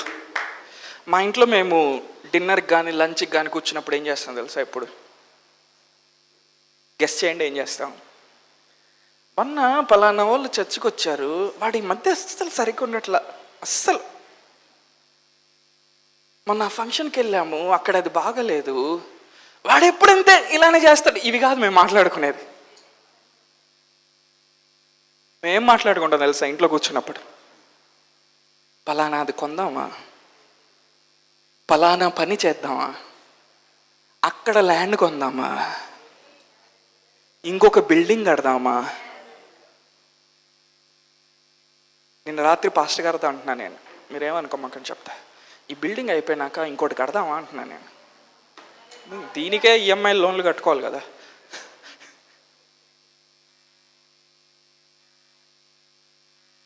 అలా వాక్యం యొక్క వెలుగులో నుండి మాట్లాడినప్పుడంట ఆ కుటుంబం, ఇప్పుడు ఆ మాటలు ఎవరు వింటూ ఉంటారు? పిల్లలు వింటూ ఉంటారు. ఆ డైమెన్షన్ ఎవరికి ఓపెన్ అయ్యింది అంటే ఫస్ట్ పిల్లలకి ఓపెన్ అయ్యింది. హల్లెలూయా. ఇప్పుడు ఏం జరుగుతుంది? నీ నోట్లో నుండి వచ్చే వాక్యము, it is like a spirit that comes like a rain upon them. నీ నోట్లో నుండి వచ్చే దేవుని వాక్యము నీ పిల్లల మీద ఆత్మీయ వర్షాన్ని కురిపిస్తారు. చాలా మంది తల్లిదండ్రులు ఎలా ఉంటాయి, అరే నువ్వు సరిగ్గా చదవట్లా, ఈ మధ్య బయట తిరుగుతున్నావురా, అరే నువ్వు అసలు ఎవడు మాట వింటలేదు. లేదు, నువ్వేం చేయాలి? నీ భార్యతో, నీ భర్తతో నువ్వు వాక్యాన్ని నీ పిల్లలు వినేటట్టుగా నువ్వు మాట్లాడాలి. దేవుడు మంచివాడు, ఆయన కార్యాలు చేసే దేవుడు, మనం అది చేయబోతున్నాం, మనం ఫలానా అది కొనబోతున్నాం, దేవుడు ఆర్థికంగా మనల్ని లేవనెత్తబోతా ఉన్నాడు, ఆయన వాగ్దానం మీద ఉంది, దేవుడు మనల్ని ఆశ్రయిస్తాడు, మన సంతానం మీద తన ఆత్మను కుమ్మరిస్తాడంట. నువ్వు కూర్చున్నప్పుడు, నువ్వు లేచినప్పుడు, నువ్వు పండుకున్నప్పుడు ఆయన ధర్మశాస్త్రంలో ఉన్న విషయాలు నువ్వు మాట్లాడాలంట. ఇజ్రాయిలీలకి దేవుడు ఒక నిబంధన, ఒక కట్టడగా పెట్టాడు, ఒక కమాండ్మెంట్ ఇచ్చాడు. మీరు కానీ బహుగా ఆశ్రయించబడాలంటే నా వాక్యాన్ని మాట్లాడాలి. మీరు కూర్చున్నప్పుడు, మీరు లేచినప్పుడు, మీరు పడుకున్నప్పుడు. ఇప్పుడు ఆ ఫ్యామిలీ అంతా ఏమవుతుంది?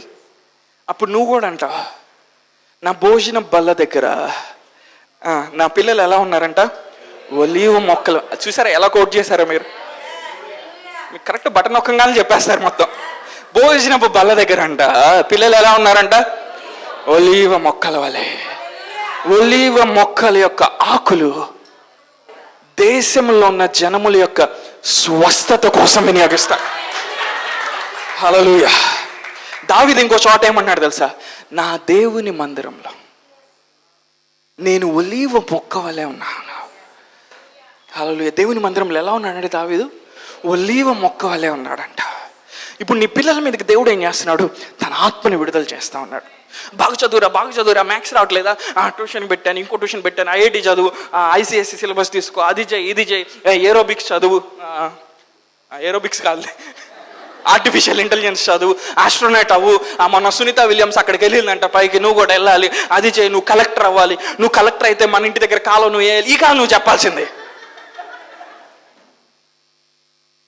నేను కెనడీలో జాయిన్ చేయించాను, అక్కడ జాయిన్ చేశాను, ఇక్కడ జాయిన్ చేశాను, ఆ స్కూల్ బాగలేదు, అక్కడ నుంచి అటు వెళ్దాము, ఇక్కడ నుండి ఢిల్లీ పబ్లిక్ స్కూల్కి వెళ్దాం, ఇక్కడ నుండి అసలు ఢిల్లీయే పోదాం.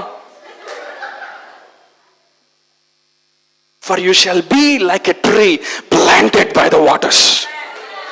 ఎప్పుడైతే వైఫ్ అండ్ హస్బెండ్ లో వాక్యం అనే బంధం ఉంటుందో, there is a blessing that comes upon the family. పిల్లల మీద ఆటోమేటిక్గా దేవుని ఆత్మ కుమ్మరించబడతా ఉంటుంది. దేవుడేమన్నాడు? ఇందాక మనం చూసిన ఫస్ట్ వచనంలో దేవుడేమన్నాడు ఇజ్రాయెల్ పిల్లలతో? నీ సంతతి మీద నా ఆత్మను కుమ్మరిస్తాను, అలాగే నీకు పుట్టిన వారిని నేను ఆశ్రయిస్తాను. వాళ్ళు తర్వాత ఎలా ఉంటారంట? నీటి కాలువల యొద్ద నాటబడిన నిరవంజి చెట్లు గడ్డిలో ఎదుగునట్లు వాళ్ళు ఎదుగుతారంట. అలా జరిగిన తర్వాత వాళ్ళు ఏమంటారంట?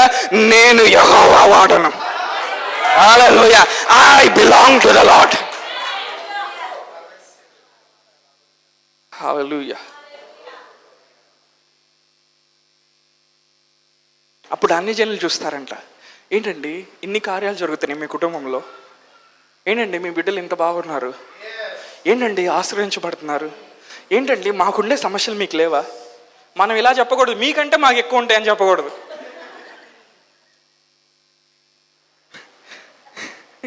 ప్రకటన గ్రంథం 22వ అధ్యాయం 1వ వచనం.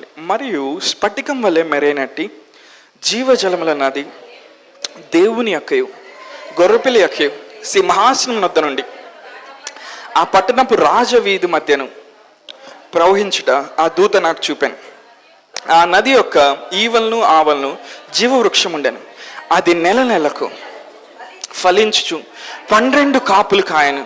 ఆ వృక్షం యొక్క ఆకులు జనములను స్వస్థపరచుటకై వినియోగించు. నెక్స్ట్ క్వశ్చన్ చూద్దామా. ఇక మీదట శాపగ్రస్తమైనది ఏది దానిలో ఉండదు. దేవుని గొర్రెపిల్లయు ఆయన దాసులు ఆయన్ని సేవించు, ఆయన ముఖ దర్శనం చేదురు. ఆఖరి భాగం, ఆయన నామము వారి నొసళ్ళ యందు ఉండను. ఒక జీవనది అంట దేవుని సింహాసనం వద్ద నుండి రాజవీధిలో ప్రవహిస్తూ ఉందంట. ఆ నది కంట ఇటుపక్కన అటుపక్కన ఏముందంట, జీవ వృక్షం ఉందంట. ఆ వృక్షం ఏం చేస్తా ఉందంట, నెల నెలకు ఫలించచ్చు. ఇందుకే ఆ పట్టణం ఏంటి, నూతనమైన యెరూషలేం. నూతన యెరూషలేం. ఆ నూతన యెరూషలేం ఎవరు? మనమే, సంఘమై ఉన్న మనమే. ఈ సంఘంలో కంట, నేను చెప్తున్న జాగ్రత్త వినండి, మీరు రెవల్యూషన్ మిస్ అవుతుంది.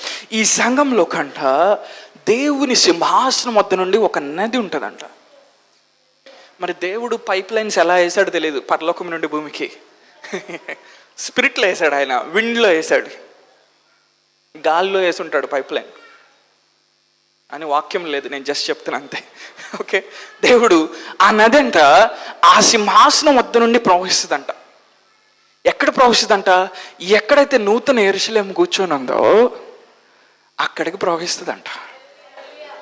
హల్లెలూయా. ప్రవహించినప్పుడంట ఆ నది దగ్గరంట జీవ వృక్షాలు ఉంటాయంట. చాలా జీవ వృక్షాలు నన్ను చూస్తున్నాయి ఇప్పుడు.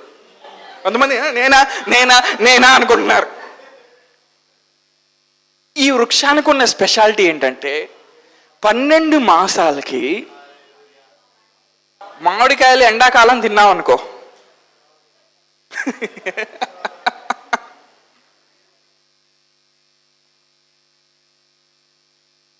మళ్ళీ ఇంకో 2 నెలలు ఆగి రావు. అవునంట. మళ్ళీ ఏం చేయాలి, నెక్స్ట్ ఇయర్ దాకా నువ్వు వెయిట్ చేయాలి, అంతేనా? మరలా ఆ సీజన్ రావాలి.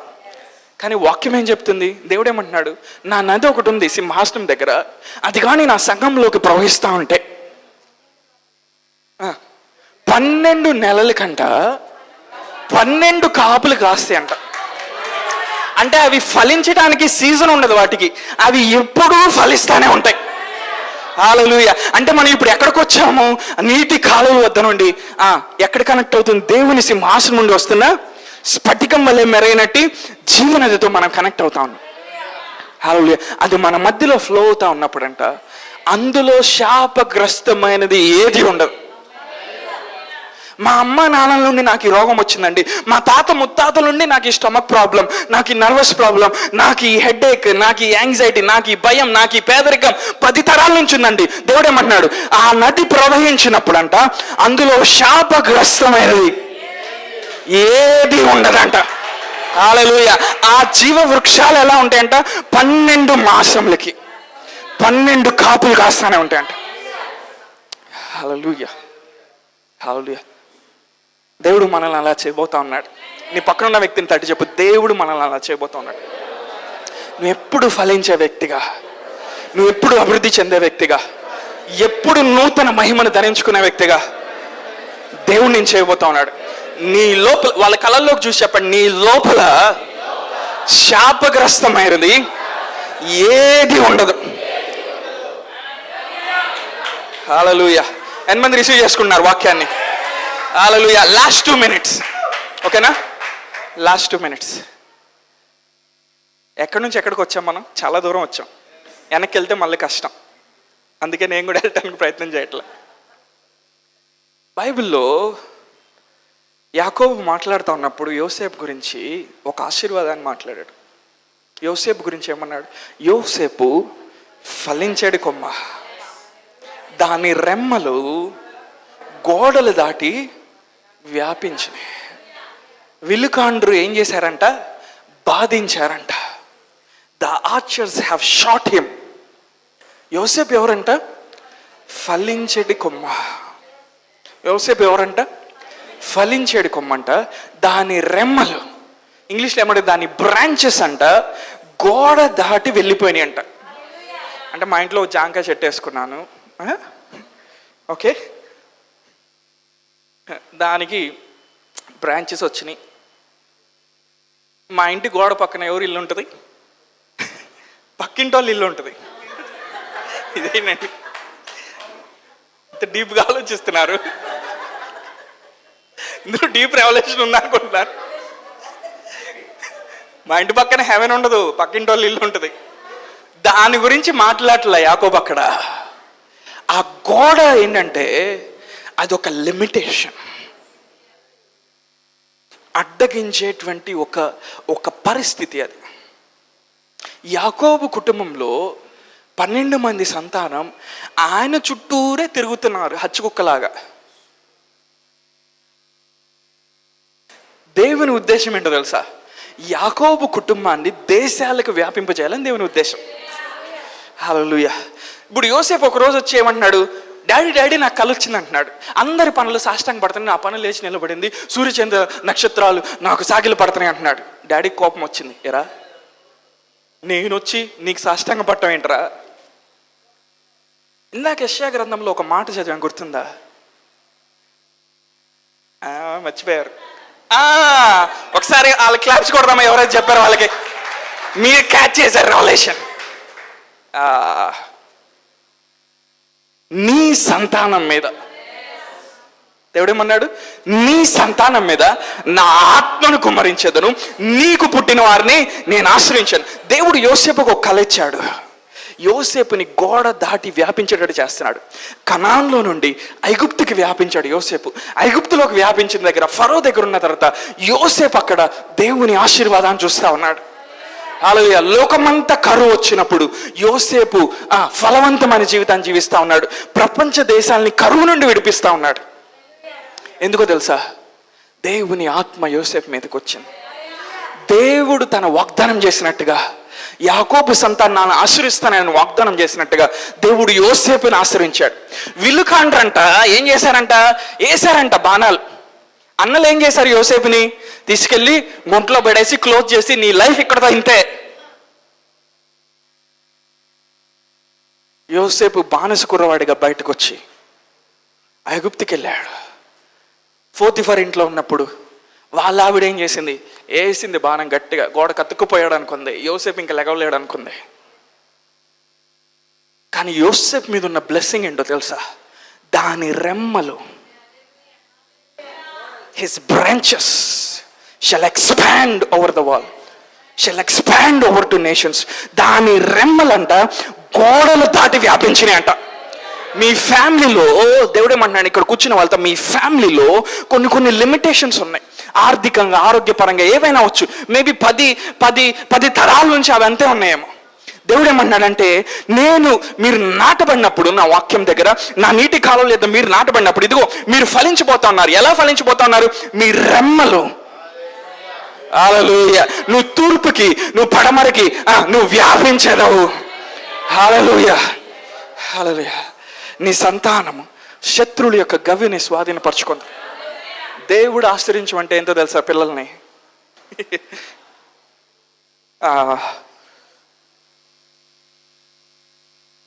మా వాడు పెద్ద అయినాక ఎన్ని చెప్తాను నేను వాడికి, డాడీ నీ సోదాపి పక్కనకి వెళ్ళి అంటాడే ఉన్నాను. తెలుసు, సారీ. నీ సంతానం శత్రువుల యొక్క గవిని. నువ్వు చిన్న జాబ్ చేసుకొని నెలకి కొంచెం సంపాదించి, నువ్వు మీ ఆవిడ నెల వచ్చే బిల్లులు కట్టుకుంటా, ఒక చిన్న ప్లేస్లో ఉండి, ఒక చిన్న గుడిసెలో ఉండి, ఒక 20 సంవత్సరాలు 30 సంవత్సరాలు ఎదిగి అక్కడే ఉన్నారు. చూసారా? దేవుడు ఏమంటున్నా అంటే, నీ సంతానం మీద నా ఆత్మను కుమ్మరిస్తాను. దాని పవర్ ఎట్లా ఉంటుందో తెలుసా? శత్రువు మీ కుటుంబాన్ని ఎక్కడైతే లిమిట్ చేశాడో, హల్లెలూయా, హల్లెలూయా, కనాన్లో ఉన్నాం. నేనేం చెప్తాను జాగ్రత్త వినండి, ఇప్పుడు బాగా కనెక్ట్ అవుతారు మీరు. ఇది స్టోరీ కాదండి, నిజంగా జరిగింది.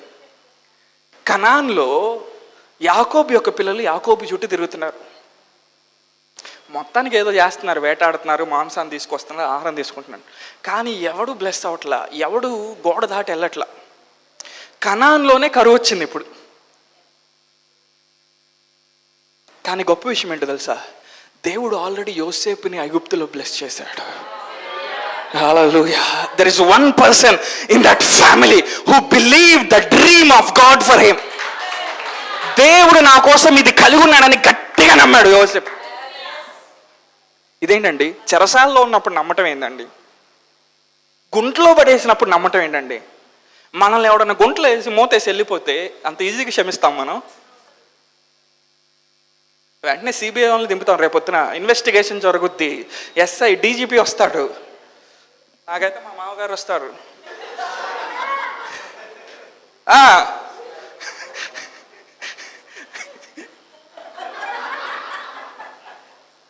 యోసేపు పరిస్థితి అది. విల్లుకాండ్రంట, వాళ్ళు ఏం చేస్తున్నారు, విల్లు ఎక్కుపెట్టి బాణాలు వేస్తున్నారు, గుచ్చుకుంటున్నాయి, బ్లడ్ వస్తుంది యోసేపుకి. కానీ యోసేపు ఒకటి నమ్ముతున్నాడు.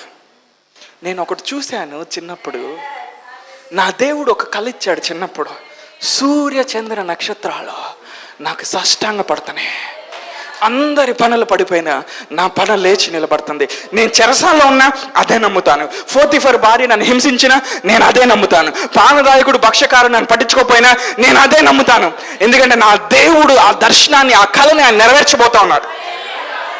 హల్లెలూయా. అందుకని యోసేపు దాన్ని పట్టుకున్నాడు. కాబట్టి యోసేపు యొక్క రెమ్మలు he started to expand to nations.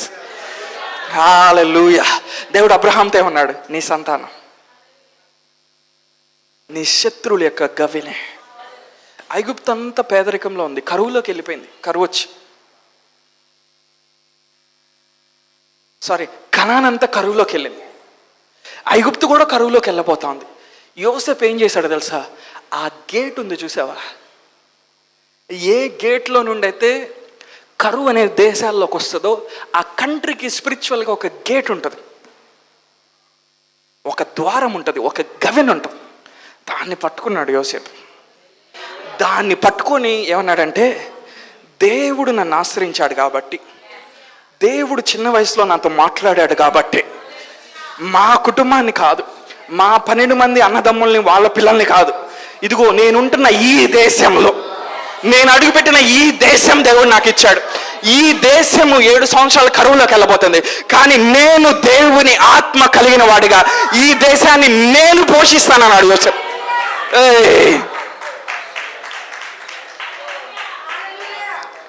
దేవుడు ఏమన్నాడు ఇజ్రాయెల్ ప్రజలతో? మళ్ళీ స్టార్టింగ్ దగ్గరికి వస్తా. నేను దప్పికల వారి మీద నీళ్ళు, ఎండిన భూమి మీద ప్రవాహజలం, నీ సంతతి మీద నా ఆత్మను కుమ్మరిస్తాను, నీకు పుట్టిన వారిని. మనం లేచి నిలబడదామా?